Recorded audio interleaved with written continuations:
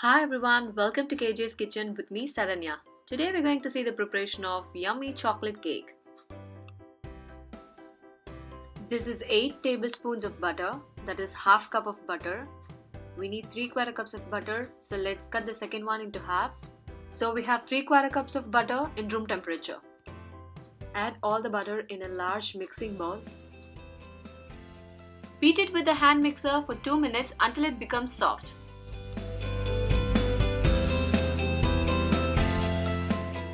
We need to powder the sugar now. First let's add in 1 cup of sugar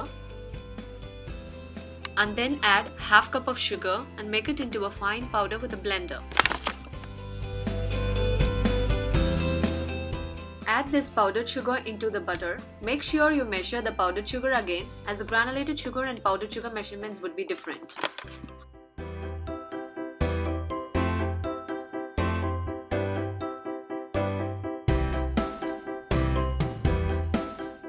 Beat it for a minute until the powdered sugar blends nicely with the butter.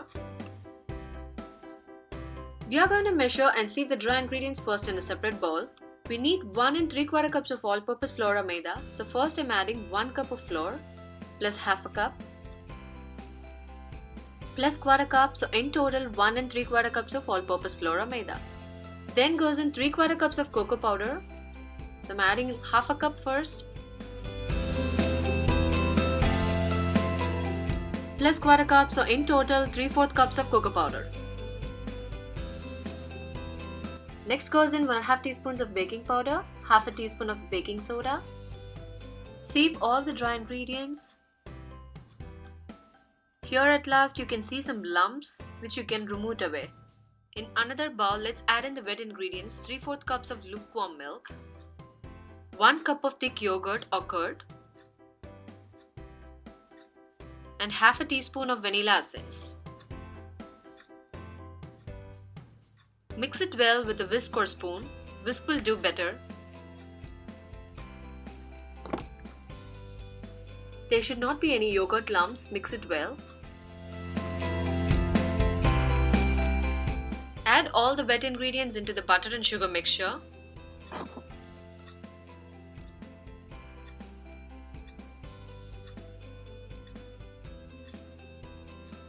Beat it for a minute. Divide the dry ingredients into 3 portions and add one by one. So the first portion goes in.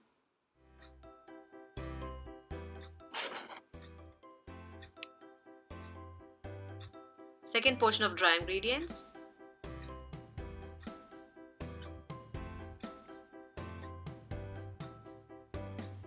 And at last the remaining portion. Beat it in low speed for a minute.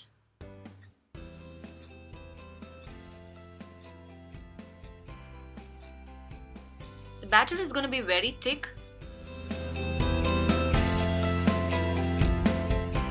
Cake batter should be in chocolate pudding consistency, it should not be runny. Cake batter is ready now. Dust an 8-inch baking pan with all-purpose flour or maida. Spread it evenly in the baking pan. Pour in the cake batter.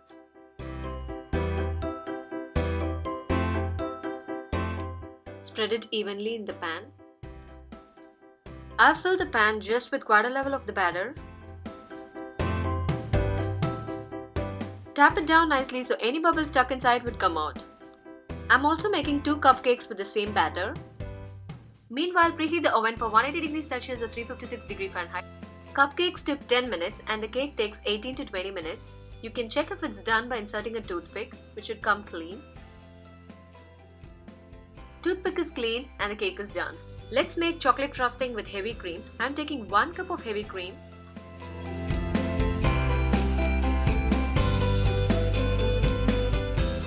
Beat it nicely for a minute.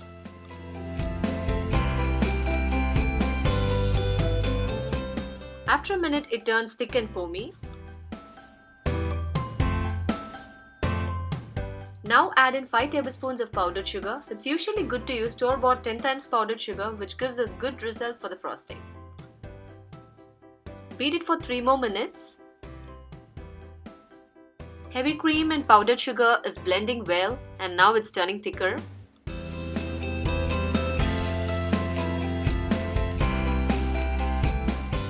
Add in 1 tablespoon of vanilla essence. Beat it well. Add 3 tablespoons of cocoa powder. Continue beating until it thickens up. It would take probably 5 minutes. Chocolate frosting with the heavy cream is ready now.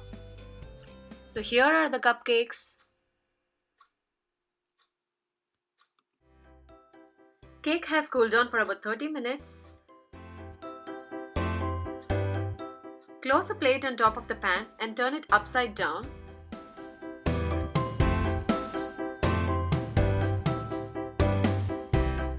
Cut the cake into equal halves. I have Hershey's syrup here. It's a special dark one. Squeeze it evenly on top of the bottom layer. You can also use sugar syrup. Spread it evenly.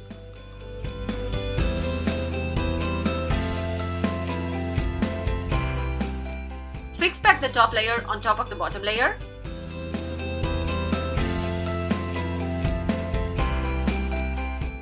Apply the fresh cream evenly on top of the cake.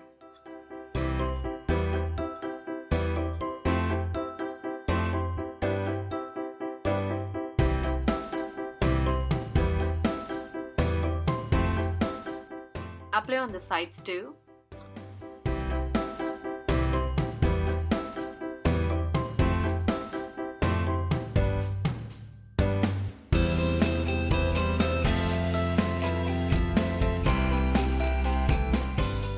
Cream frosting would be good to use straight from the fridge. If it's outside for some time, it would melt. This is the main disadvantage of heavy cream frosting which is happening for me right now. I'm using tip number 8 to make the simple design. I'm adding the dark chocolate chips on top of the frosting.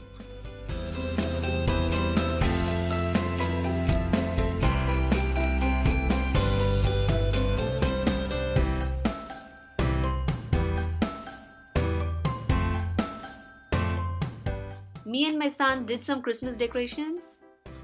We tied it in a rope, hung it in a wall, and here is a Christmas cake and some gifts for my son.